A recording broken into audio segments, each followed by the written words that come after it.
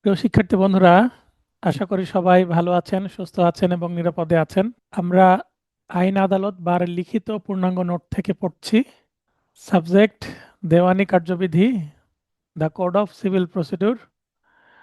আজকে topic 6, alternative dispute resolution বা ADR, বিকল্প বিরোধ নিষ্পত্তি আলোচনা করা হবে। এই টপিকের জন্য প্রতিফলিত ধারা হচ্ছে 89A, বি এবং সি। বিকল্প বিরোধ নিষ্পত্তি সম্পর্কে বিস্তারিত আলোচনা করুন। এভাবে যদি প্রশ্ন আসে, এই প্রশ্নটা হচ্ছে 10 নম্বরের জন্য আসতে পারে যদি বড় প্রশ্ন আসে, অথবা 8 নম্বরের জন্য। তার মানে এডিআর সম্পর্কে যা আছে সব এই প্রশ্নের মধ্যে আছে। প্রথমেই আলবার্ট আইনস্টাইনের একটা উক্তি দিয়ে শুরু করব। Peace cannot be kept by force, it can be achieved by understanding. অর্থাৎ শান্তি জোর করে আদায় করা যায় না, শান্তির জন্য বোঝাপড়া দরকার, সমঝোতা দরকার। আইনস্টাইনের এই উক্তির সঙ্গে একমত হয়ে আমরা বলতে পারি পারস্পরিক সমঝোতায় একটি জটিল সমস্যাও সহজে সমাধান করা যায়। আইন ও বিচার বিভাগ ন্যায় বিচার প্রতিষ্ঠাকল্পে বিকল্প বিরোধ নিষ্পত্তি বিধিমালা প্রণয়ন করে এবং দেশের প্রচলিত আইনগুলোর মধ্যে একে সংযুক্ত করে আইন ব্যবস্থায় এক যুগান্তকারী পদক্ষেপ গ্রহণ করেছে, যা ন্যায় বিচার প্রাপ্তিকে আরও বেগবান ও ত্বরান্বিত করেছে। আগে এই এডিআর যখন ছিল না, তখন ডিরেক্ট ইস্যু গঠন পর্যায়ে চলে যেত মামলা লিখিত জবাব দেওয়ার পরে, কিন্তু এখন এডিআর এর স্টেপ রাখাটা আদালতের জন্য বাধ্যতামূলক। আদালত অবশ্যই এই স্টেপ রাখবেন। তাহলে এটা ছিল আমাদের ইন্ট্রোডাকশন বা সূচনা। এরপরে বিকল্প বিরোধ নিষ্পত্তিটা কি সেটা বোঝার চেষ্টা করি। আইন সিদ্ধ পদ্ধতি মেনে ও সহমত পোষণ করে আদালত বা সাধারণ আইনি প্রক্রিয়ার বাইরে গিয়ে বিকল্পভাবে পক্ষগণের বিরোধ বা সমস্যার নিষ্পত্তিকরণই বিকল্প বিরোধ নিষ্পত্তি, যাকে ইংরেজিতে অল্টারনেটিভ ডিসপিউট রেজলিউশন বা এডিআর বলা হয়। এটাকে কেউ জি রেসুলেশন বা রেজুলেশন যেটা উচ্চারণ করবেন সেটাই সঠিক, তবে আমি উচ্চারণ করি রেসুলেশন। সলিউশন থেকে রেসুলেশন। জি বিকল্প বিরোধ নিষ্পত্তিকে রেস্টোরেটিভ জাস্টিস এর সঙ্গে তুলনা করা যেতে পারে, যেখানে পক্ষগণকে পরস্পরের সম্মুখে বসিয়ে ঘটনার আর্থসামাজিক ও মানসিক কারণ খোঁজা হয়। একটা মামলা কেন করা হয়েছে, সেইটা মনের মধ্যে কি চলছে বাদীর, বিবাদীর এখানে কি মানসিক অবস্থা, তাদের আর্থসামাজিক অবস্থা কেমন, সেগুলো বিবেচনা করে একটা সমাধানে আসা হয়। একই সঙ্গে ক্ষতিগ্রস্ত কি প্রতিকার চাই তার উপর গুরুত্ব আরোপ করা এবং ভবিষ্যতে যেন অপরাধ সংঘটিত না হয় সেদিকেও নজর দেওয়া। সার্বিক দিক বিবেচনায় একটি বিরোধ দ্রুত নিষ্পত্তিকল্পে উক্ত পদ্ধতি দিন দিন জনগণের মাঝে জনপ্রিয় হয়ে উঠছে, মানে আপোষ করা এক কথায়। জি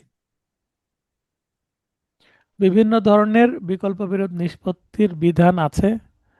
বিকল্প বিরোধ নিষ্পত্তির মূল লক্ষ্য মামলায় জটিলতা এবং দীর্ঘসূত্রিতা পরিহার করা। একটা সিভিল মামলা 10 বছর 20 বছর চলতে পারে, কিন্তু যখন এডিআর সফল হবে, উভয় পক্ষ যখন একটা আপোষনামা বা সলেনামা দাখিল করবে, তখন মামলাটা কিন্তু 1 বছরের মধ্যেই সমাধান হওয়া সম্ভব, বা 2-3 মাসেও সমাধান হয়ে যেতে পারে। আমাদের দেশে 3 ধরনের বিকল্প বিরোধ নিষ্পত্তির ব্যবস্থা রয়েছে। স্যার, এখানে মনে হয় দীর্ঘসূত্রিতা হবে স্যার। জটিলতা ও দীর্ঘসূত্রতা, সূত্রিতা দিলে আরো ভালো হয়, দিতে পারেন।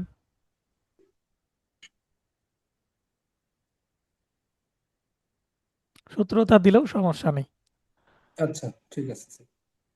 আচ্ছা, প্রথমে 1 নম্বর হচ্ছে আলাপ আলোচনা, যেটাকে নেগোসিয়েশন বলা হচ্ছে। এই পদ্ধতিতে পক্ষগণ কারো সাহায্য ছাড়াই নিজেরা আলাপ আলোচনার মাধ্যমে সমঝোতায় উত্তীর্ণ হয়। 2 নম্বর হচ্ছে মধ্যস্থতা বা মিডিয়েশন, এটা কিন্তু এমসিকিউ এর নোটেও আছে।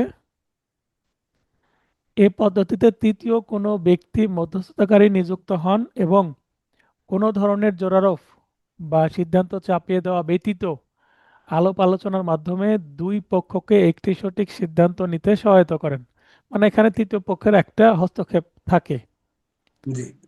The code of civil procedure 1908 এর 89 ধারার বিধান মতে মধ্যস্থতা বলতে নমনীয়তা, অআনুষ্ঠানিক, অবাধ্যতামূলক, গোপনীয়তা, প্রতিদ্বন্দ্বিতামূলক, অপ্রতিদ্বন্দ্বিতামূলক মানে এখানে কোনো কন্টেস্ট হচ্ছে না, এবং সমঝোতামূলক বিরোধ নিষ্পত্তিকে বোঝায়, যা আংশিকভাবে বা সম্পূর্ণরূপে উভয় রূপে মীমাংসা হতে পারে। তার মানে মামলার পুরোটাই মীমাংসা হয়ে গেল, বা যদি দুই দাগের সম্পত্তি নিয়ে মামলা হয়, এক দাগের সমাধান হলো, আরেক দাগের মামলা চলতে পারে, এরকম, যেটা আংশিক। মূলত বিবাদী কর্তৃক লিখিত জবাব পেশের পর পক্ষসমূহ হাজির সাপেক্ষে শুনানি মুলতবি রেখে বিচারিক আদালত নিজে বা আইনগত সহায়তা আইন 2000 অনুসারে আইনগত সহায়তা কর্মকর্তা, এই যে লিগ্যাল এড অ্যাক্ট 2000, এখানে জি। লিগ্যাল এড অফিসার আছে, সেই লিগ্যাল এডের অফিসারের কাছে কিন্তু এডারের জন্য পাঠানোর একটা বিধান আছে ওই আইনেই। এখানে সিপিসিতেও সেটা লিঙ্ক করা আছে। পক্ষসমূহের নিযুক্ত আইনজীবীর কাছে পাঠানো যাবে, অথবা স্থানীয় বার সমিতির সভাপতির সাথে পরামর্শপূর্বক জেলা জজ কর্তৃক প্রণয়নকৃত প্যানেল হতে মধ্যস্থকারীর নিকট মোকদ্দমাটি মধ্যস্থতার জন্য প্রেরণ করা হবে। তাহলে এই প্যানেলকে ইংলিশে বলা হচ্ছে প্যানেল অফ মিডিয়েটরস। এই প্যানেল কে তৈরি করেন? জেলা জজ। কার সাথে পরামর্শ জি। করেন? বার বার সমিতির সমিতির সভাপতি। সভাপতি। এই প্যানেলের সদস্য কে হতে পারবেন, কে হতে পারবেন না? আচ্ছা, অবসরপ্রাপ্ত জজ, প্যানেলের কোনো সদস্য বা যোগ্য কোনো ব্যক্তি। স্যার সাউন্ড কমে গেছে অনেক স্যার। আচ্ছা জি, এবার মনে হচ্ছে ঠিক আচ্ছা, আছে। এবার ঠিক আছে। জি স্যার। যোগ্য কোনো ব্যক্তি মধ্যস্থকারী হিসাবে নিয়োগ পেতে পারেন। একাধিক মধ্যস্থকারীর নিয়োগে কোনো বাধা নেই, মানে একজন হতে পারে, একাধিক ব্যক্তিও হতে পারেন। মধ্যস্থতাকারীকে মোকদ্দমার পক্ষগণ ফি প্রদান করে থাকেন, অর্থাৎ এখানে ফ্রি কাজ হবে না, ফি নিবেন, যা মধ্যস্থতাকারীর মধ্যে 60 দিনের মধ্যে পরিশোধ করতে হবে। তাহলে মধ্যস্থতা হয়ে যাওয়ার পরে মধ্যস্থতাকারীরা ফি পাবেন, পক্ষরা দিবে এটা, বাদী বিবাদীরা। প্রজাতন্ত্রের লাভজনক পদে নিযুক্ত অর্থাৎ চাকরি করছেন এই ধরনের ব্যক্তি মধ্যস্থতাকারী হিসেবে নিয়োগ পাবেন না, তার মানে অযোগ্য। মোকদ্দমার পক্ষগণ নিজেরা 10 দিনের মধ্যে মধ্যস্থতাকারী নিয়োগে ব্যর্থ হলে বিজ্ঞ আদালত পরবর্তী 7 দিনের মধ্যে প্যানেল হতে মধ্যস্থতাকারী নিয়োগের ব্যবস্থা করবেন।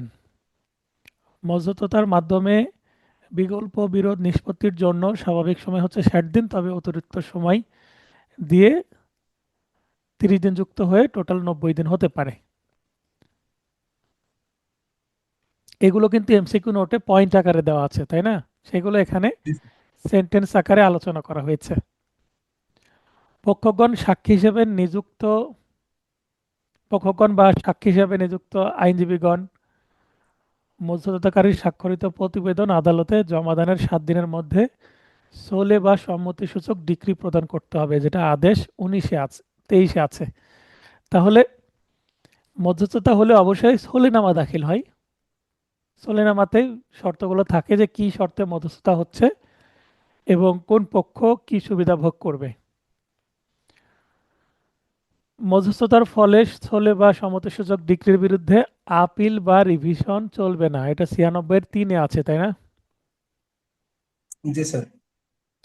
বিশেষভাবে উল্লেখ যে কোনো মোকদ্দমায় বিচারিক আদালত নিজে যদি মধ্যস্থতার চেষ্টা করতে গিয়ে ব্যর্থ হন, তাহলে কিন্তু তিনি আর ওই মামলার শুনানি করতে পারবেন না, মানে বিচার করতে পারবেন না, মামলাটি অন্য আদালতে বদলি করে দিতে হবে। যুক্তি হচ্ছে তিনি যেহেতু মধ্যস্থতা করতে গিয়ে ইনফরমালি ট্রাই করতে গিয়ে গল্পের মাধ্যমে কোনো তথ্য পেয়ে গেছেন, যেইটা বিচারকালে ব্যবহার হলে ন্যায় বিচার ব্যাহত হতে পারে। সেই ক্ষেত্রে জি। যেহেতু আদালতের চোখ বন্ধ করা থাকবে, কিন্তু মধ্যস্থতায় বসলে তো চোখ খোলা খুলে যাবে, তাই না? জি। জি।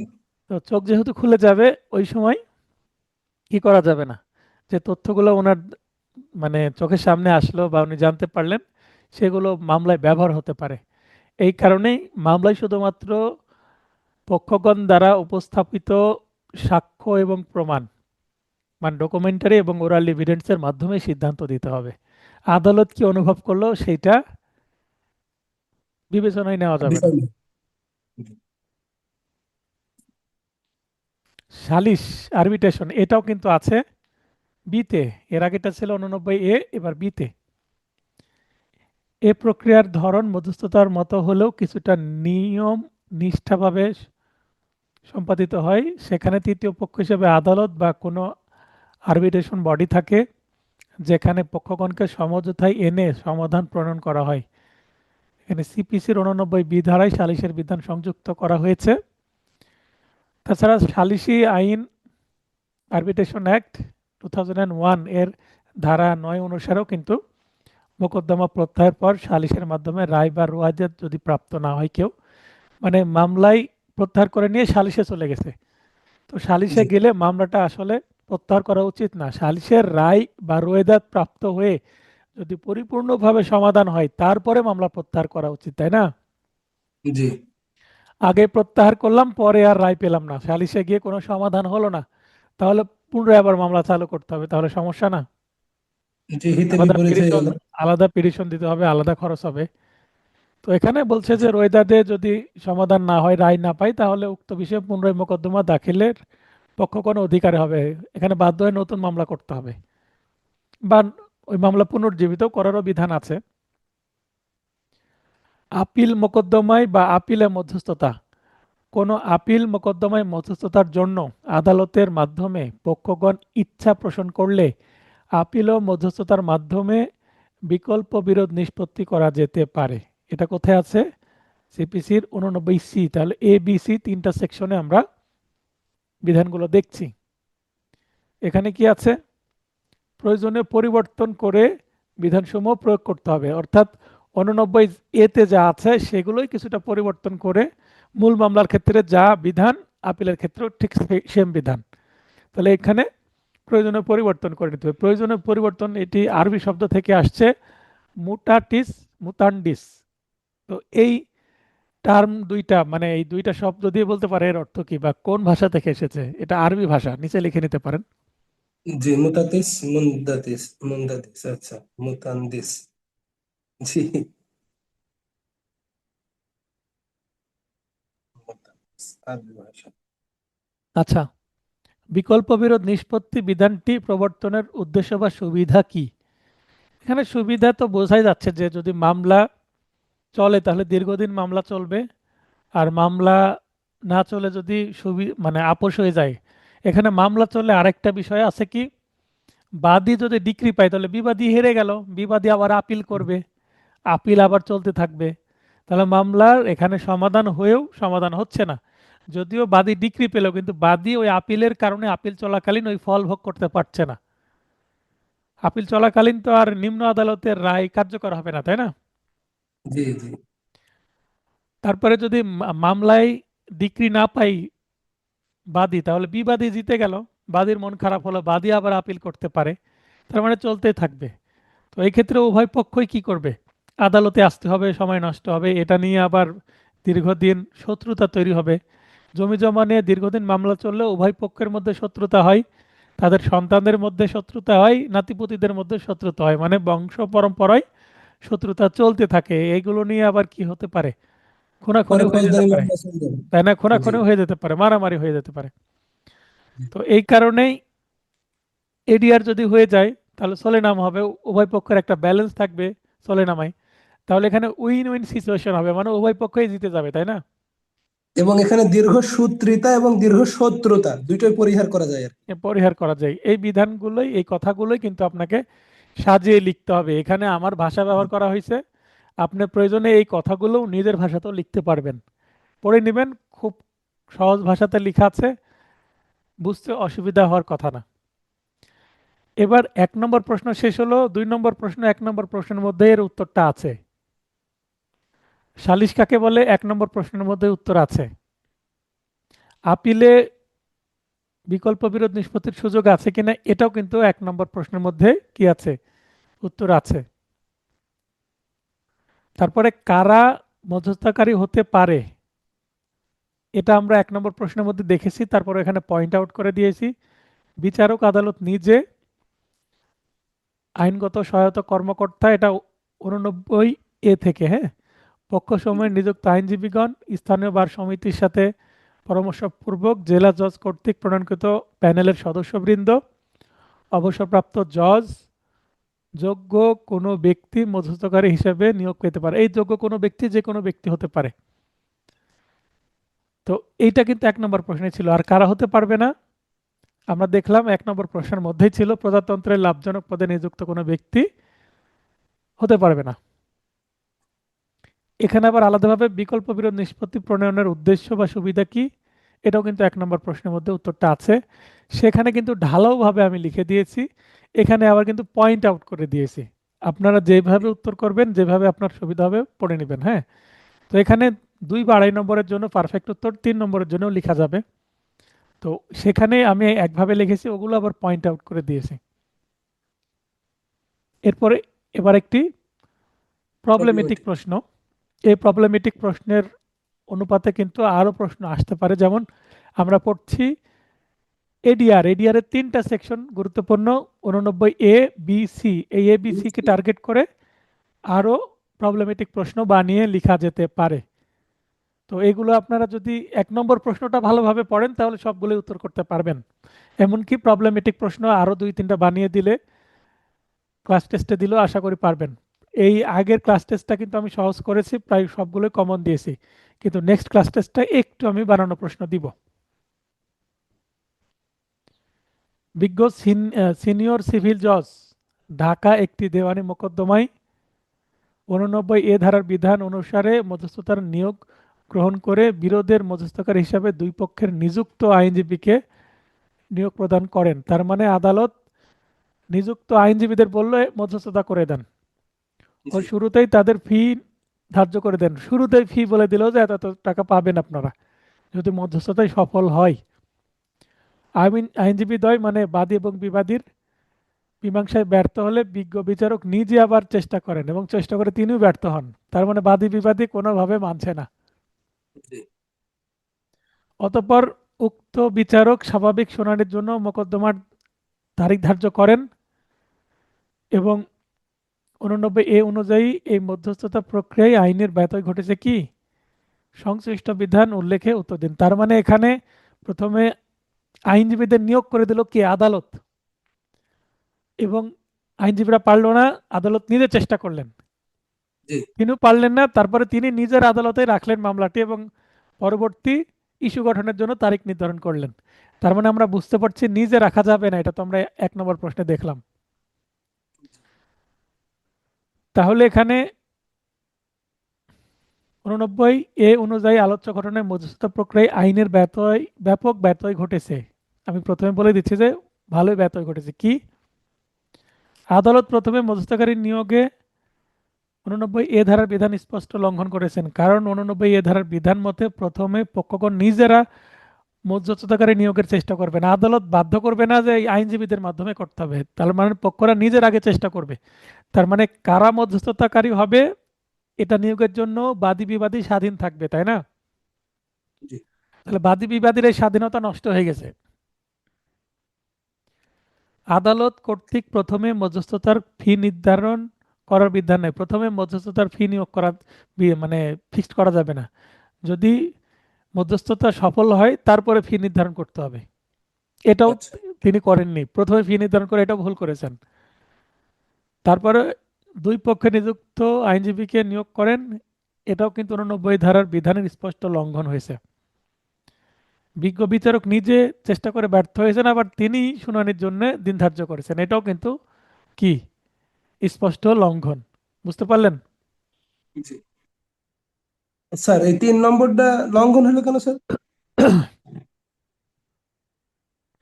অতঃপর দুই 3 পক্ষের। নম্বর, মধ্যস্থতাকারী জি। হিসাবে 2 পক্ষের নিযুক্ত আইনজীবীকে নিয়োগ প্রদান।